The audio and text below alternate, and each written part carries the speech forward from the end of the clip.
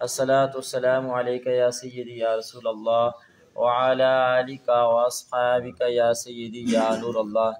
الصلاۃ والسلام علیک یا سیدی یا رحمت للعالمین والسلام علیک یا سیدی یا خاتم المعصومین.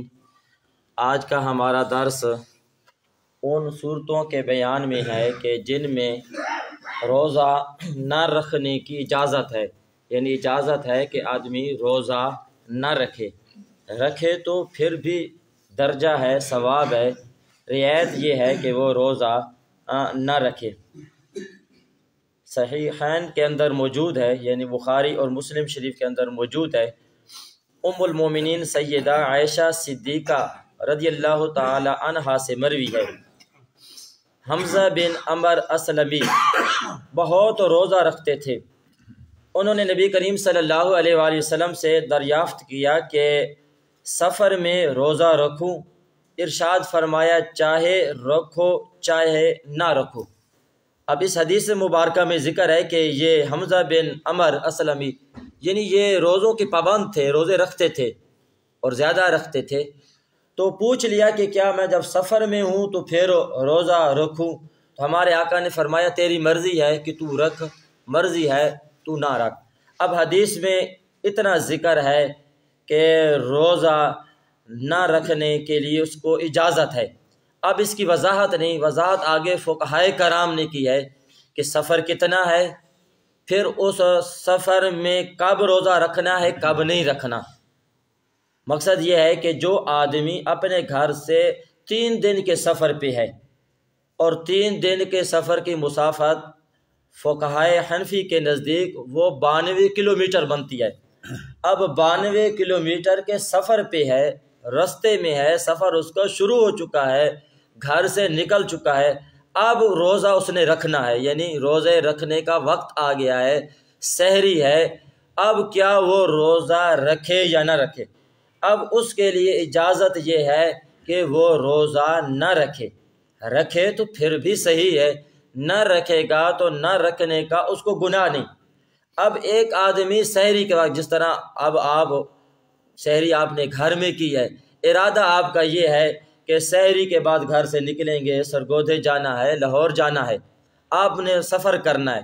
لیکن جب آپ سحری کر رہے تھے، جب روزہ بند کرنے کا وقت تھا، اس وقت سفر شروع نہیں ہوا تھا، تو اب اس آدمی کے لیے روزہ رکھنا لازم ہے، کیونکہ یہ ابھی مسافر بنا نہیں. جو سفر کی حالت میں روزہ رکھنے کا وقت آ گیا تو اس کے لیے وہ سفر عذر ہے اور اس کے لیے رعایت ہے کہ وہ روزہ نہ رکھے. اور مسافر کے لیے ایک اور بھی رعایت ہے کہ مسافر آدمی سے اگر روزہ قصداً بھی ٹوٹ گیا تو اس کے لیے قضا ہے، کفارہ نہیں ہے. یعنی قصداً اگر مسافر نے روزہ توڑ دیا، اللہ نہ کرے کوئی اس طرح کرے، عام حالت میں کوئی توڑے گا تو اس کے لیے 1 کے بجائے 60 روزے ہیں، یعنی بغیر وجہ کو توڑے. لیکن مسافر پہ رکھنا لازم نہیں تھا، تو اس لحاظ سے اگر وہ اس طرح کا کر بیٹھے گا تو اس کے لیے بطور سزا کفارہ نہیں ہے، اس کے لیے صرف قضا ہے. اور مسافر کے لیے یہی حکم ہے کہ مرضی ہے روزہ رکھے اور مرضی ہے روزہ نہ رکھے. اب ایک اور مسئلہ بھی ہے کہ اس نے سفر کیا اور صبح یعنی دوپہر سے پہلے گھر واپس آ گیا اور ابھی اس نے کچھ کھایا پیا نہیں ہے، تو اب اس کے لیے یہ ہے کہ وہ روزے کی نیت کر لے. حدیث مبارکہ میں ہے کہ رسول اللہ صلی اللہ 16 رمضان المبارک میں حضرت ابو سعید خدری فرماتے ہیں 16 رمضان المبارک کو ہم پیارے آقا صلی اللہ علیہ وآلہ وسلم کے ساتھ جہاد میں تھے. ہم میں بعض لوگوں نے روزہ رکھا اور بعض نے نہیں رکھا. اب جنہوں نے روزہ رکھا انہوں نے ان کو ملامت نہیں کیا جنہوں نے نہیں رکھا، یہ نہیں کہا کہ تم نے روزہ کیوں نہیں رکھا. اور جنہوں نے نہیں رکھا تھا تو انہوں نے روزے والوں کو یہ نہیں کہا کہ کیونکہ تم تو جہاد پہ ہو، مشکل مرحلہ ہے اور تم نے کیوں روزہ رکھا ہے. یعنی 2 قسم کے گروہ تھے صحابہ میں. یہ 16 رمضان المبارک کو نکلے، آگے 17 رمضان المبارک کو وہ جنگ تھی، غالباً یہ جنگ بدر کا ہی واقعہ ہوگا. تو اب یعنی بعض صحابہ نے جنگ کی حالت میں بعضوں کا روزہ تھا بعضوں کا نہیں تھا، تو اب دونوں کا یہ عمل صحیح ہے. یعنی جنہوں نے رکھا ہے انہوں نے بھی ٹھیک کیا، جنہوں نے نہیں رکھا ان کے لیے بھی اجازت ہے۔ تو اب اس حدیث سے ثابت ہوا کہ جو جہاد پہ ہے، جو بارڈر پہ ہے، دشمن کے سامنے کھڑا ہے، جہاد کر رہا ہے، تو اب اس کے لیے اجازت یہ ہے کہ وہ روزہ نہ رکھے۔ یعنی نہ رکھنے سے مراد یہ ہے کہ اگر نہیں رکھے گا تو اس کے لیے سزا نہیں ہے، اس کے لیے گناہ نہیں ہے۔ اب ان صورتوں میں جہاں یہ بیان ہو رہا ہے کہ روزہ نہ رکھے، نہ رکھنے سے مراد یہ ہے کہ وقتی طور پہ نہ رکھے، پھر جب امن میں آ جائے، واپس آ جائے، اپنی یونٹ میں آ جائے یا سفر سے مقیم ہو جائے، تو پھر تو اس نے موقع ملنے پہ پہلی فرصت میں اس نے اپنے روزوں کی قضا لٹانی ہے۔ اسی طرح رسول اللہ صلی اللہ علیہ وآلہ وسلم نے فرمایا، اللہ تعالیٰ نے مسافر سے آدھی نماز معاف کر دی، اور مسافر اور دودھ پلانے والی اور حاملہ سے روزہ معاف فرمایا۔ تو اب اس حدیث میں مسافر کے لحاظ سے ذکر ہے کہ اس کے لیے آدھی نماز معاف ہے، یعنی 4 فرض کی جگہ وہ 2 فرض پڑے گا۔ جس کا سفر شروع ہو چکا ہے، گھر سے نکل چکا ہے اور نیت 92 کلومیٹر کے سفر پہ ہے اور وہ مسافر ہے، تو اس کے لیے یہی ہے کہ وہ 4 فرضوں کی جگہ 2 فرض پڑے۔ اور آگے فرمایا کہ مسافر اور دودھ پلانے والی اور حاملہ سے روزہ معاف کر دیا۔ اب یہاں صاف صاف بیان ہے کہ مسافر اور دودھ پلانے والی حاملہ سے روزہ معاف ہے۔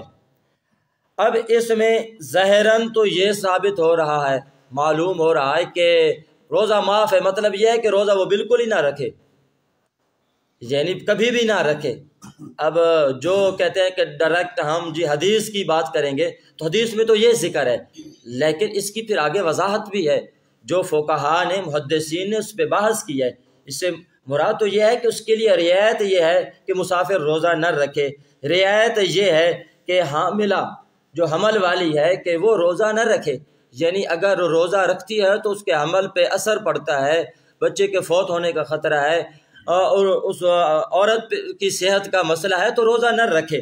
اور اسی طرح دودھ پلانے والی ہے، تو اگر وہ بچے کو دودھ نہ پلائے گی تو بچے، کیونکہ وہ ماں کا ہی دودھ پیتا ہے اور اس کا فیڈر وغیرہ کا ذریعہ نہیں ہے، تو اب وہ بچے کی صحت کا مسئلہ ہے، تو اب اس کے لیے اجازت یہ ہے کہ روزہ نہ رکھے۔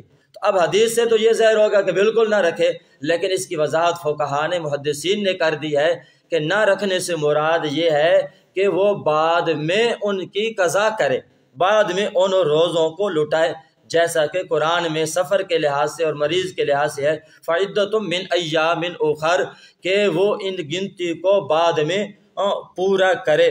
تو اب یہی ہے کہ مسافر، حاملہ اور دودھ پلانے والی کے لیے رعایت ہے، اور جیسا کہ مسئلہ بھی ہے کہ سفر، حمل اور بچے کو دودھ پلانے والی، مرض اور بڑھاپا اور خوف ہلاکت، اکراہ اور نقصان عقل، جہاد، یہ سب روزہ نہ رکھنے کے لیے عذر ہیں، اور ان وجوہ سے اگر کوئی روزہ نہ رکھے گا تو گناہ گار نہیں ہے۔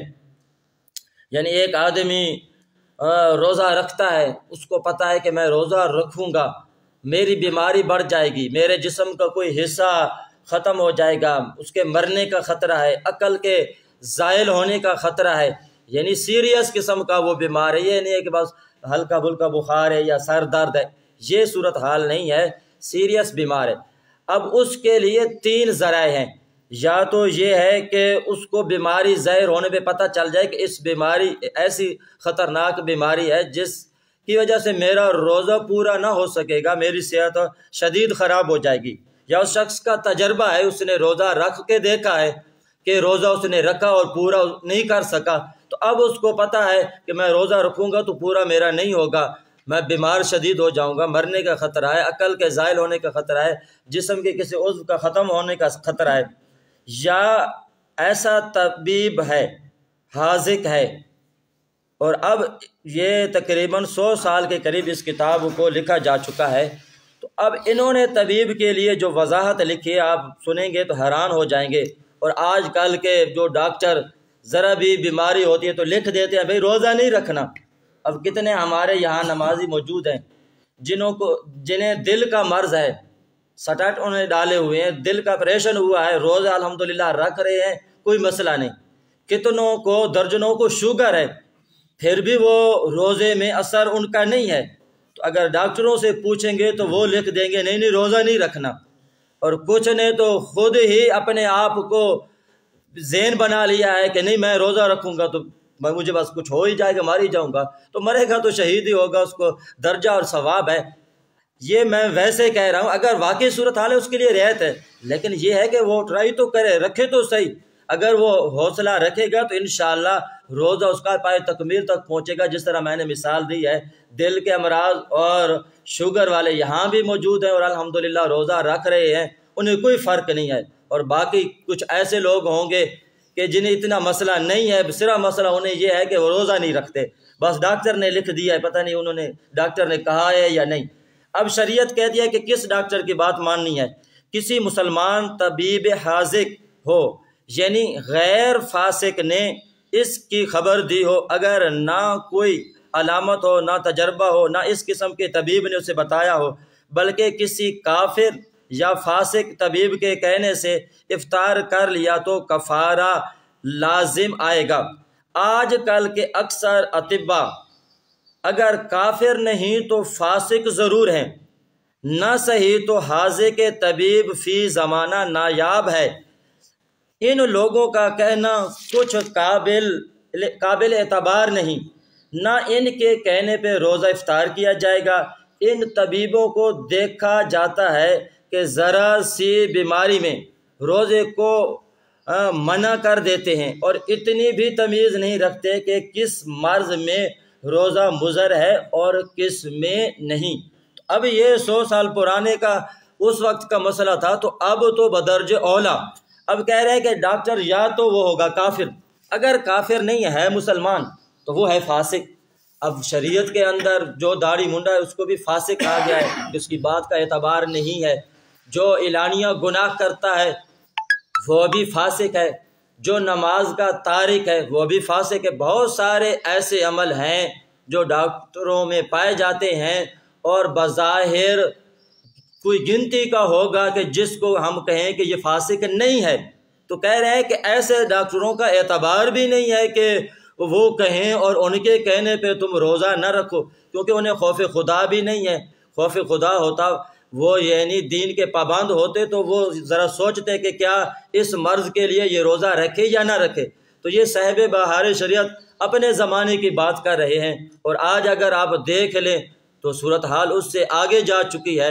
مقصد یہ ہے کہ ڈاکٹر کو حتی الامکان دیکھنا چاہیے کہ اگر ایسی صورت جان کے جانے کا یا بیماری کے بڑھنے کا زیادہ مسئلہ نہیں ہے تو وہ مریض کو روزے سے نہ منع کرے، کیونکہ ہمارے آقا صلی اللہ علیہ وآلہ وسلم کا فرمان ہے اور ہمیں اس پہ کامل یقین ہے۔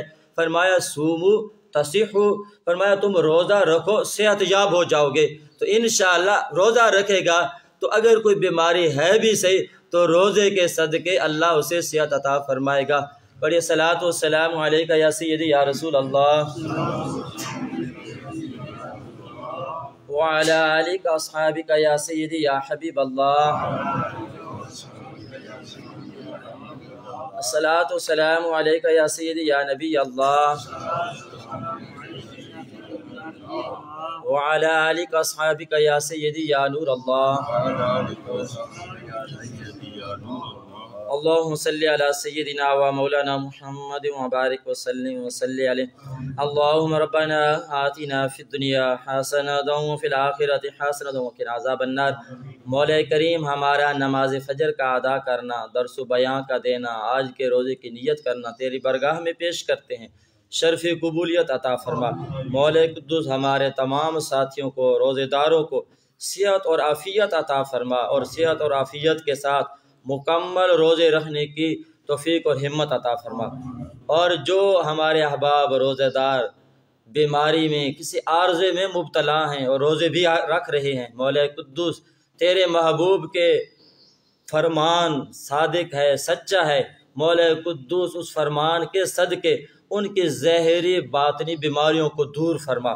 مولا قدوس جو روزے کی دولت سے محروم ہیں اور بیمار ہیں، مولا قدوس انہیں تندرستی بھی عطا فرما، ساتھ ہمت بھی عطا فرما، تاکہ وہ بھی رمضان جیسی بابرکت ساعتوں اور رحمتوں والی اور بخشش والا جو روزہ ہے انہیں بھی رہنے کی توفیق عنایت فرما، ہمارے روزوں کو پائے تکمیل تک پہنچا، شرف قبولیت عطا فرما، ہمارے بیماروں کو صحت عطا فرما، ہمارا خاتمہ ایمان پہ فرما، مرتے دم کلمہ طیبہ شریف پڑھنا نصیب فرما۔ صلی اللہ تعالی علی رسولہ خیر خلق محمد وعلی آلہ وصحبہ اجمعین۔